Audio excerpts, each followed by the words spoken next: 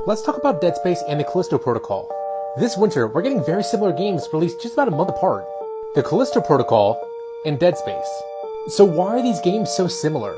Well, the short answer is, the Callisto Protocol is Dead Space in all but name. In fact, Glenn Schofield, the CEO of Striking Distance Studio, was the original creator of Dead Space.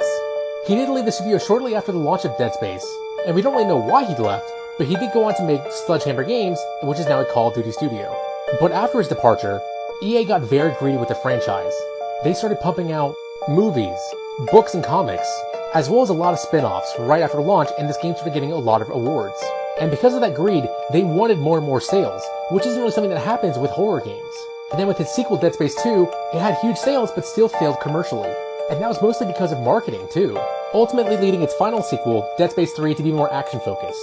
Which was a give and take as the team got to make another game and build out this universe, but they had to go bigger in scale. Again, not something that happens really in horror games.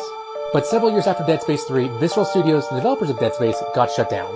And after the shutdown, many of the staff went to Striking Distance Studios.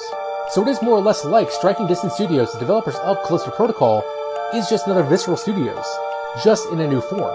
That doesn't mean the Callisto Protocol is just going to be Dead Space 3 again. It is going to be its own property with its own type of horror and a lot of new elements in it. As for the Dead Space remake happening at EA Motive, that is going to be a ground-up remake of Dead Space 1. The cool thing about it is, though, they aren't just remaking the game.